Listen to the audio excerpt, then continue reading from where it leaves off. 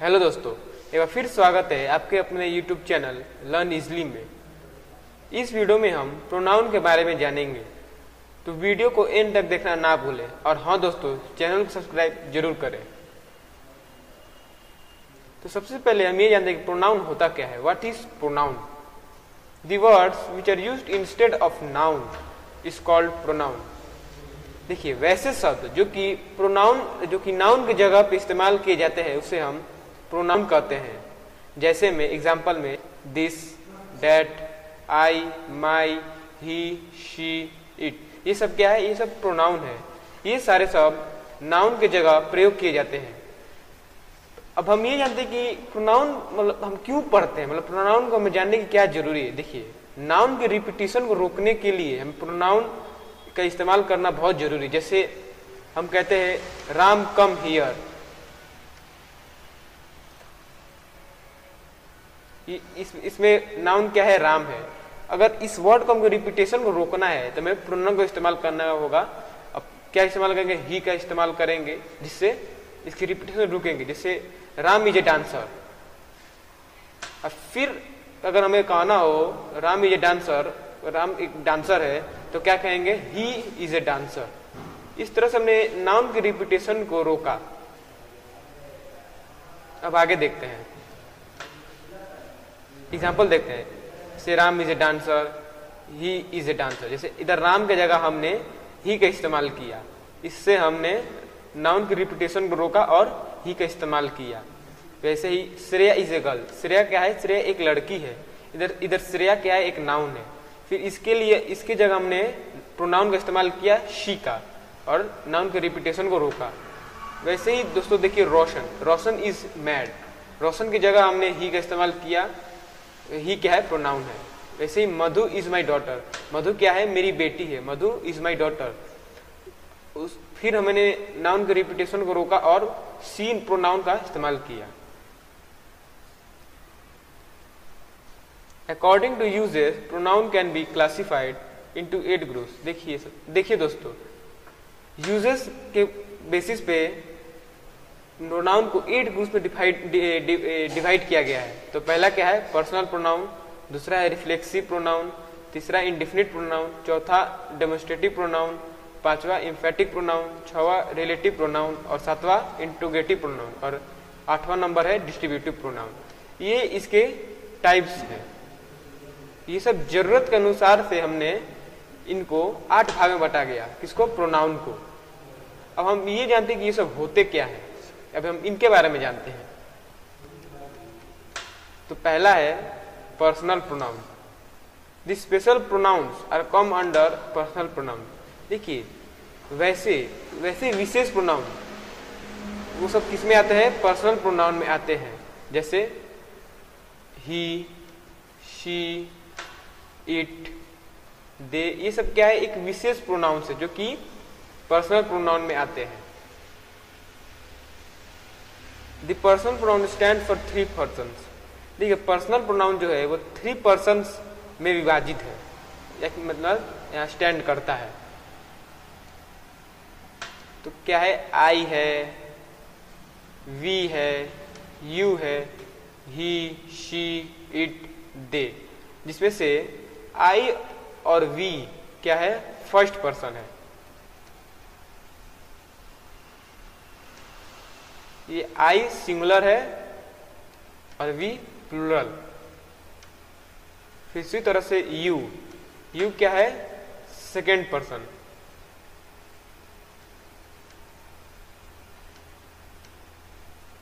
You हम singular में भी इस्तेमाल करते हैं, एज वेल एज प्लूरल में भी हम इसे इस्तेमाल करते हैं। फिर ही है, शी है, इट, ये सब क्या है? Third person. और दे भी थर्ड पर्सन ही है। ही, शी, इट सिंगुलर में इस्तेमाल किए जाते हैं और दे प्लूरल। अब हम ये देखते हैं दोस्तों कि फर्स्ट पर्सन हम किसे कहते हैं, सेकेंड पर्सन किसे कहते हैं और थर्ड पर्सन किसे कहते हैं। देखिए, फर्स्ट पर्सन हमें वक्ता को कहते हैं, जो खुद के बारे में बताता है। जैसे आई एम ए बॉय, यहां हमने क्या कहा? आई एम ए बॉय, मैं एक लड़का हूं। इधर आई का इस्तेमाल किया, मतलब ये क्या कहना चाहता है, ये अपने बारे में कहना चाहता है कि मैं एक लड़का हूं। जो वक्ता खुद के बारे में बताए उसे हम फर्स्ट पर्सन कहेंगे। वैसे ही वी है, अगर हम आई की जगह वी करते हैं तो क्या होगा, वी आर ए बॉय, हम सब लड़के हैं, मतलब इधर भी खुद को ही बोला जा रहा है। सेकेंड पर्सन हम जो श्रोता होता है उसे कहते हैं। जैसे यू आर ए गर्ल, तुम क्या हो, तुम एक लड़की हो, हम श्रोता को कह रहे हैं, तो ये क्या हुआ, सेकेंड पर्सन हुआ। और वैसे ही थर्ड पर्सन है। देखिए ये ना ही वक्ता होता है ना श्रोता होता है, ये किसी दूसरे आदमी को कहा जाता है। जैसे ही इज ए बॉय, देखिए जिसने कहा होगा ही इज ए बॉय वो क्या होगा, वक्ता होगा, और जिसने सुना होगा वो क्या होगा, श्रोता होगा। लेकिन ये ना ही वक्ता के बारे में बोला जा रहा है ना श्रोता के बारे में, किसे कहा जा रहा है, किसी तीसरे आदमी को। जैसे यहाँ मतलब ही, मतलब किसी तीसरे आदमी को ये कहा जा रहा है, ना वक्ता को ना श्रोता को, तो ये क्या हुआ, ये थर्ड पर्सन हुआ। वैसे ही शी है, इट है, दे है। अब हम आगे देखते हैं facts of personal pronoun. Personal pronoun कुछ facts. If different kinds of persons come together are arranged in 2, 3, 1 order. देखिए अगर बहुत से तरह के पर्सन्स अगर किसी सेंटेंस में आ रहे हैं तो उन्हें हम 2, 3, 1 ऑर्डर में रखेंगे। जैसे एग्जाम्पल में you, Ram and I are going to England. जैसे देखिए यहाँ यू मतलब मैं, यू मतलब तुम हो गया, राम जैसे थर्ड पर्सन हो गया, और आई फर्स्ट पर्सन हो गया। तो अगर ये तीनों अगर एक सेंटेंस में आए तो इन्हें किस में रखेंगे, 2, 3, 1। मैंने पहले हम सेकेंड पर्सन को रखेंगे, फिर दूसरे नंबर पे हम थर्ड पर्सन को रखेंगे, और पहले में और तीसरे में फर्स्ट पर्सन को रखेंगे। इस तरह से हमारा सेंटेंस एक करेक्ट ऑर्डर में लिखा जाएगा। तो इसको कैसे होगा, you, Ram and I are going to England. यहाँ और भी कुछ होता है, you, Ram and I are eating cakes. ऐसे बहुत सारे एग्जाम्पल्स हो सकते हैं। If different kinds of persons come together and they do an illegal work in sentence, they are arranged in 1, 2, 3 order. देखिए दोस्तों, अब वैसे ही बहुत सारे पर्सन जब एक सेंटेंस में आए लेकिन वो सब एक इलीगल वर्क करे, मतलब एक गलत काम करे, तो उन्हें हम 1, 2, 3 ऑर्डर में रखेंगे। एग्जाम्पल में I, you and Radha are going to kill Raju. तो मैं, तुम और राधा जा रहे कहा, राजू को मारने के लिए। तो यहाँ किल क्या हुआ, एक इलीगल वर्क हुआ, तो इसीलिए हम 1, 2, 3 ऑर्डर का प्रयोग किया। और यहाँ प्रीवियस में हम जब देखे तो यहाँ एक इलीगल नहीं, एक लीगल वर्क था, इसीलिए हम 2, 3, 1 ऑर्डर का प्रयोग करेंगे। मतलब हम हमेशा 2, 3, 1 ऑर्डर का प्रयोग करेंगे, लेकिन जब ही कोई इलीगल वर्क हो तो 1, 2, 3 ऑर्डर का इस्तेमाल करेंगे। Uses of it. अब हम इट के कुछ यूजेस जानते हैं। It comes to denote a singular non living thing. It का प्रयोग हम एक सिंगुलर नॉन लिविंग थिंग के लिए इस्तेमाल करते हैं। जैसे I have a pen, it runs very well. यहाँ पेन क्या हुआ, एक सिंगुलर हुआ, साथ ही नॉन लिविंग थिंग हुआ, इसीलिए हमने इट का प्रयोग किया यहाँ पे। It comes to denote an animal. It एक जानवर के लिए भी प्रयोग किया जाता है। जैसे इट इज ए डॉग, ये क्या है, एक कुत्ता है। यहाँ पे भी एक डॉग की वजह से हमने इट का प्रयोग किया। It comes to denote a little baby. It का प्रयोग हम छोटे बच्चों के लिए करते हैं जो कि सेक्सुअली और मेंटली अनडेवलप्ड हो। जैसे I have a son, it is 2 months old. मेरा एक बेटा है जो कि 2 महीने का है। यहाँ 2 months का जो बच्चा है वो मेंटली अनडेवलप्ड है, इसीलिए हमने इट का प्रयोग किया। It comes to denote a natural event और रूल। इट का प्रयोग हम एक प्राकृतिक नियम या प्राकृतिक घटनाओं के लिए इस्तेमाल करते हैं। जैसे it is Monday today. Monday क्या एक प्राकृतिक चीज, मतलब मंडे हमेशा आता है, मतलब ये बदलता नहीं है, इसीलिए हमने इट का प्रयोग किया। अब आगे देखते हैं रिफ्लेक्सिव प्रोनाउन। अब हमने पहले में क्या जाना, पर्सनल प्रोनाउन। अब हम ये जानते हैं रिफ्लेक्सिव प्रोनाउन क्या होता है, जो कि प्रोनाउन का दूसरा टाइप है। A word used at the place of noun that reflects the work of an subject is called reflexive pronoun. देखिए वैसे शब्द जो कि नाउन के जगह पे इस्तेमाल किए जाते हैं, लेकिन एक सेंटेंस में वो सब्जेक्ट के वर्क को रिफ्लेक्ट करे, उसे हम रिफ्लेक्सिव प्रोनाउन कहेंगे। जैसे एग्जांपल है my self, himself, your self etcetera. ये सारे सब क्या करते हैं, नाउन के काम को दर्शाते हैं, इसीलिए ये सब क्या है, रिफ्लेक्सिव प्रोनाउन है। Each and every personal pronoun gets it reflexive form. देखिए सारे पर्सनल प्रोनाउन के अपने अपने रिफ्लेक्सिव फॉर्म है। जैसे आई का माई सेल्फ, वी का आवर सेल्फ, योर का योर सेल्फ या योर सेल्फ, ही का हिमसेल्फ, शी का हर सेल्फ, इट का इट सेल्फ, ऐसे ही दे का देमसेल्व्स और वन का वन सेल्फ होता है। ये क्या हुआ, इसके पर्सनल प्रोनाउन का रिफ्लेक्सिव फॉर्म हुआ। अब चाहे तो इसका स्क्रीनशॉट रखते हैं।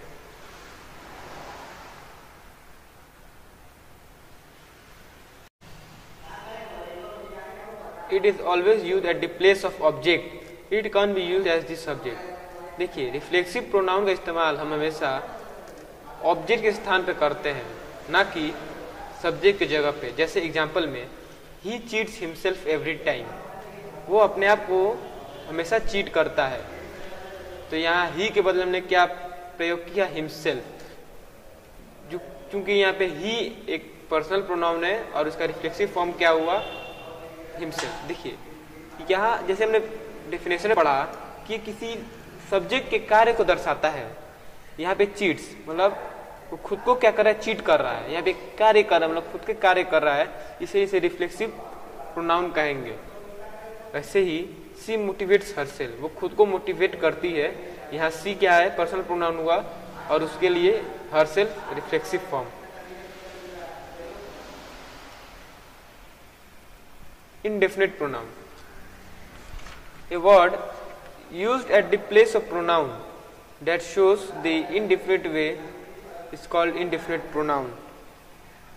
देखिए वैसे प्रोनाउन जो अपरिचित, अनजाने, अज्ञात नाउन के बदले में प्रयोग किए जाते हैं उसे इंडेफिनिट प्रोनाउन कहलाते हैं। मतलब इसका कि वो हमें ठीक से ये पता नहीं कि वो कितने हैं, मतलब अपरिचित हैं, मतलब अनजाने हैं, मतलब वो ज्ञात ही नहीं है कि वो कितने हैं कि क्या नहीं है। एग्जाम्पल में ऑल, सम, मोस्ट, मेनी, मच, जैसे ऑल का प्रयोग किया हमने। ऑल मतलब ये नहीं पता कि वो 2 हैं कि 4 हैं कि 10 है, मतलब पूरे हैं। हम ये जानते हैं कि पूरे हैं। सम मतलब थोड़े, थोड़े में से 10 में वो 2 नहीं है या 3 नहीं है, मतलब थोड़े हैं। हमें ये नहीं पता कि वो कितने हैं, लेकिन थोड़े हैं। जैसे ही मोस्ट है, मेनी है, मच है इत्यादि। ये सब क्या है, इनडिफिनिट प्रोनाउन है। Demonstrative pronoun, the words used at the place of noun that demonstrates the noun is called demonstrative pronoun. देखिए वैसे प्रोनाउन जो नाउन को इशारा करते हुए उसे प्रदर्शित करने का कार्य करता है उसे डेमोन्स्ट्रेटिव प्रोनाउन कहलाते हैं। यानी डेमोन्स्ट्रेट मतलब उसे प्रदर्शित करता है उसके कार्य को, उसी को डेमोन्स्ट्रेटिव प्रोनाउन कहते हैं। एग्जाम्पल में this, that, this and those. अब आगे देखते हैं यूजेस ऑफ दिस के कुछ प्रयोग। This comes to demonstrate a singular noun who is near to the speaker. देखिए दिस का प्रयोग हम एक सिंगुलर नाउन के लिए करते हैं जो कि स्पीकर के पास होता है। जैसे एग्जाम्पल में look here, this is my new car, मतलब यहाँ देखो ये मेरी नई गाड़ियां हैं। तो यहाँ हमने दिस का प्रयोग किया। ये क्या था, पास में था, हियर था, लुक हियर, तो ये पास में था, इसलिए हमने दिस का प्रयोग किया। This comes to introduce someone और समथिंग। दिस का प्रयोग हम किसी को मतलब इंट्रोड्यूस कराते हैं, मतलब उसे जान पहचान कराते हैं, किसी चीज को या किसी को। जैसे दिस इज आशीष, ये क्या है, ये आशीष है। दिस का प्रयोग हमने आशीष को मतलब इंट्रोडक्ट कराने के लिए किया। अब हमने यूजेस ऑफ दिस पढ़ा तो यूजेस ऑफ दैट पढ़ते हैं। यूजेस ऑफ दैट, दैट के प्रयोग। That comes to demonstrate a singular noun who is far from the speaker. देखिए दैट का प्रयोग भी हम सिंगुलर नाउन के लिए करते हैं, लेकिन उस वहां करते हैं जब वो चीज चाहे वो वो स्पीकर से दूर हो। हमने दिस का इस्तेमाल किया जब वो पास में था, नियर था, और डेट का प्रयोग हमने कब किया, जब वो दूर था, फार था।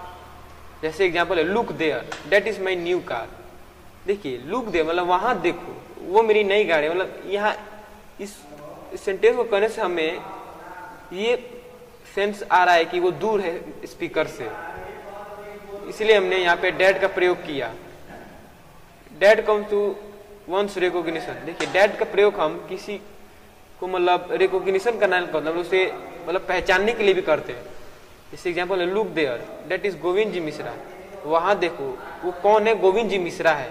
ये हमने इंट्रोडक्ट नहीं कराया, मैंने उनको हमने पहचाना कि वो कौन है, इसीलिए हमने दिस दैट का प्रयोग किया। अब आगे देखते हैं uses of this comes to demonstrate plural nouns that are nearer to the speaker. देखिए हमने दैट और दिस का प्रयोग वहां किया जब सिंगुलर नाउन था। अब हम दिस का इस्तेमाल कहां करते हैं, जब प्लूरल नाउन हो। इसका ही प्रयोग है जो हम जब दिस की तरह जब एक स्पीकर के पास वो चीज हो, मतलब उसके पास हो, तब हम दिस का प्रयोग करते हैं। लेकिन वो सेंटेंस में क्या होना चाहिए, प्लूरल नाउन होना चाहिए। जैसे look here, this are my new weapons. यहाँ पे this are my new weapon मतलब यहाँ पे प्लूरल का फॉर्म आ रहा है, इसीलिए हमने दिस का प्रयोग किया। Use of those comes to demonstrate plural noun that are far from the speaker. देखिए दोस का प्रयोग भी हम प्लूरल नाउन के लिए करते हैं, लेकिन वो क्या होना चाहिए, इस स्पीकर से दूर होना चाहिए सेंटेंस में। जैसे look there in the corner, those are my old toys. वहां देखो कोने में, वो मेरे पुराने खिलौने हैं। तो यहाँ वो स्पीकर से दूर था, इसलिए हमने दोस का प्रयोग किया और प्लूरल था। ये था हमारा डेमोन्स्ट्रेटिव प्रोनाउन। अब हम ये जानते हैं कि एम्फैटिक प्रोनाउन किसे कहते हैं। A word used in place of noun that emphasize a noun is called emphatic pronoun। देखिए वैसे सब जो नाउन के बदले आकर यह दर्शाते हैं कि कार्य का करने वाला कार्य तो स्वयं कर रहा है, परंतु प्रभावित कोई और हो रहा है। जैसे एग्जांपल में I myself can do the work, मैं ये काम खुद कर सकता हूं। मतलब यहाँ प्रभावित कौन हो रहा है, यहाँ खुद हो रहा है, इसीलिए ये क्या हुआ, एम्फैटिक प्रोनाउन हुआ। Interrogative pronoun, a word used at the place of noun that arises question for the noun is called interrogative pronoun। देखिए वैसे शब्द जो कि नाउन की जगह इस्तेमाल होते हो लेकिन वो नाउन के बदले क्वेश्चन जगाते हैं, उसे हम इंट्रोगेटिव प्रोनाउन कहते हैं। जैसे हु इज राम, राम कौन है। Whose brother is a dancer, किसका भाई एक डांसर है। ये सब क्या हुआ, इंट्रोगेटिव प्रोनाउन हुआ। मतलब क्वेश्चन वाले हर सेंटेंस उसे हम इंट्रोगेटिव प्रोनाउन कहते हैं। Relative pronoun, a word used at the place of noun that makes a relation to the noun is called relative pronoun. देखिए वैसे शब्द जो कि नाउन के जगह प्रयोग तो होते हैं लेकिन वो नाउन से कुछ रिश्ता बनाते हैं, रिलेशन बनाते हैं, उससे हम रिलेटिव प्रोनाउन कहते हैं।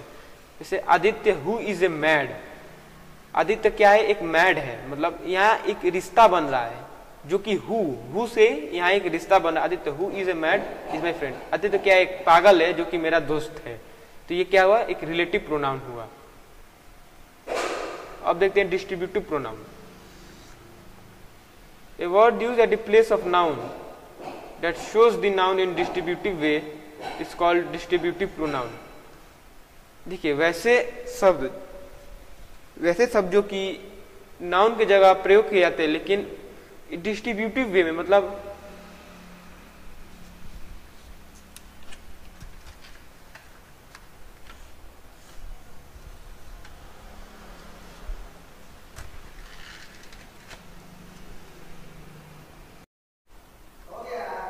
distributive pronoun, a word used at the place of noun that shows the noun in distributive way is called distributive pronoun। वैसे प्रोनाउन जो नाउन के बदले आकर उसे बांट करके मतलब अलग अलग करके दर्शाते हैं उसे डिस्ट्रीब्यूटिव प्रोनाउन कहलाते हैं। जैसे ईच, एवरी, आइदर। मतलब ईच मतलब उसे बांट कर कर, मतलब ईच, जैसे अगर 10 आदमी है तो कहते ईच आर स्टूडेंट, मतलब इसमें हर कोई एक स्टूडेंट है, मतलब हम सबको कहना चाहते हैं लेकिन बांट बांट कर करना चाहते हैं। उसी तरह एवरीवन है, आइदर है। ये था हमारा प्रोनाउन। तो हमारा वीडियो यहाँ खत्म होता है दोस्तों। वीडियो अच्छा लगा हो तो लाइक करना ना भूलें, और हाँ दोस्तों वीडियो को शेयर जरूर करें। धन्यवाद।